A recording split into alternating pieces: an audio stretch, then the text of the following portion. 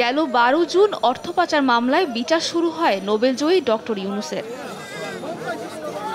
সাথে আসামি ছিলেন আরও 14 জন। এমন প্রেক্ষাপটে যখন 15 জুলাই সাক্ষ্য গ্রহণ শুরু হওয়ার অপেক্ষা, তখন হাইকোর্টে মামলা বাতিল চাইলেন ডক্টর ইউনূস। টোটাল 8 জন এবং বাকিরা সহ মোট 14 জনের বিরুদ্ধে যে অভিযোগ গঠন করেছে সেই অভিযোগকে বাতিল চ্যালেঞ্জ করে এবং সম্পূর্ণ মামলাটা বাতিল করার জন্য আজকে আমরা মহামান্য হাইকোর্টে আমরা 561A-তে আমরা কোয়াশমেন্ট পিটিশন দাখিল করেছি। ডক্টর ইউনূসের বিরুদ্ধে আইন অনুসরণ না করে মামলা করা হয়েছিল বলে অভিযোগ করেন এই আইনজীবী।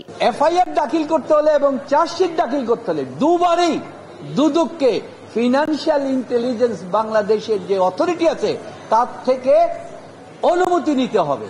বিনা অনুমতিতে এই মামলা ফাইল করা হয়েছে। সুতরাং এই সমস্ত জিনিসগুলি আসলে কোনো মামলা নাই। এরই সূত্রে দুদকের আইনজীবী জানান, অপরাধের উপাত্ত আছে বলে অভিযোগ গঠন করেছেন আদালত। আমরা আইন অনুসরণ না করে এই মামলা করেছি, তাহলে আদালত কিভাবে আমল নিল, আদালত কিভাবে অভিযোগ গঠন করলো?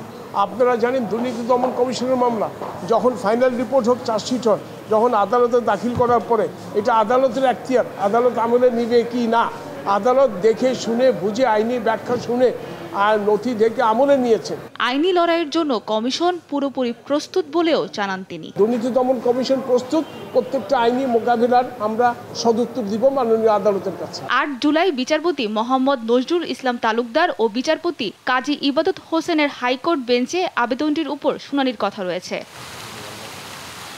সাবরিনা মজুমদার, দেশ টিভি, ঢাকা।